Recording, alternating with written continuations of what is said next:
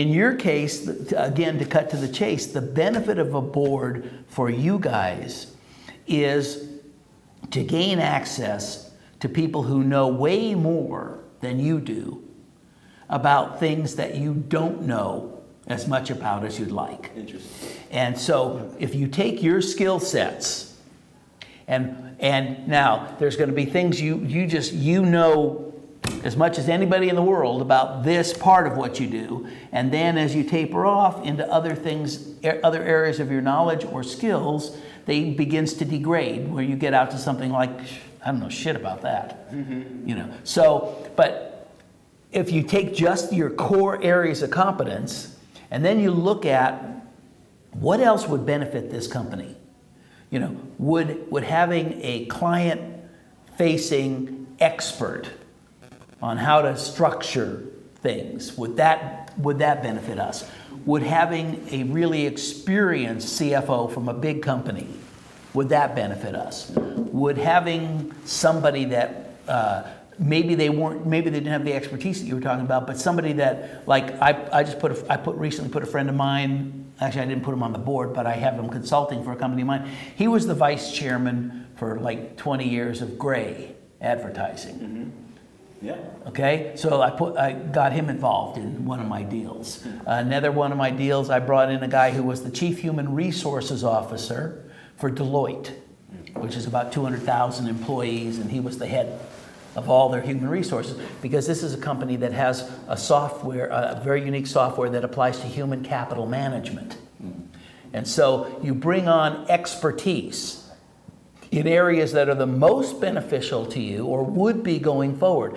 If you planned, as our previous discussion, if you planned to consider an acquisition, or you plan to consider to go into a different line of business, either within the company or as a separate investment among you guys, and start that separately, and it was synergistic, at least with you guys, then okay, is there somebody that has expertise in that line of business? Now maybe it's their horizontal skill set. Maybe their expertise is in finance, marketing, technology, human resources, sales, international, or whatever, a horizontal skill set. Maybe their skill set is vertical by industry, from the major advertising industry. So you're looking for the most important skill sets to the things that you want to do in the future, or areas that you're having difficulty with, where you feel underpowered, that you don't already have yourself.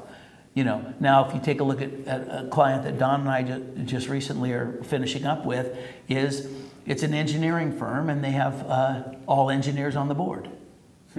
Well, there's no shortage of engineering. I interviewed for the board of Scripps Institute of Oceanography, very, very famous. It's out of these, run by the University of California, and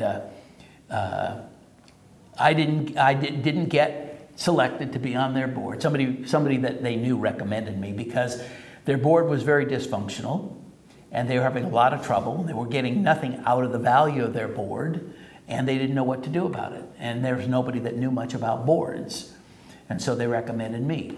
But I ultimately didn't get it because I wasn't an oceanographer. And I said to the guy, I said, you know, I'm looking around. You don't seem to have a shortage of oceanographers here. So you're looking for what you don't have to augment at a relatively modest amount of money that you trust enough to share all of your most intimate secrets.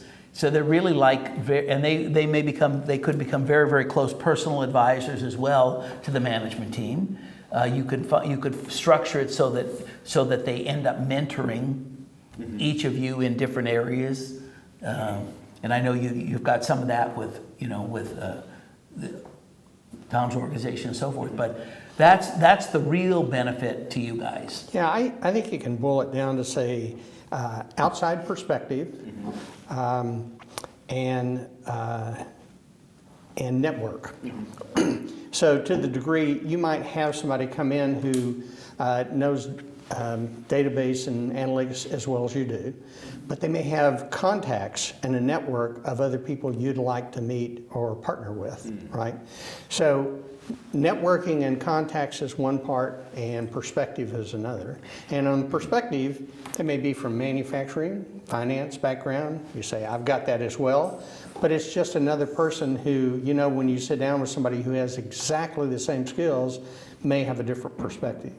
So If they come from a different, somebody from a different industry. different experience, all that stuff. So again, I think it's an outside perspective that adds value to you and as well as network. I tell people if you're in an industry, for example, that hasn't been disrupted by an Amazon or an Apple or a Google or an Airbnb or an Uber or whatever it is, if you're in an industry that hasn't been disrupted, then you ought to consider bringing in a senior executive from an industry that has. Because they're going to be much more sensitive to some of the signs that disruption is coming on a macro scale and say, well, you know, have you thought about this or have you thought about that to, you know, to avoid the kind of an impact that, you know, that can come from completely being caught blindsided.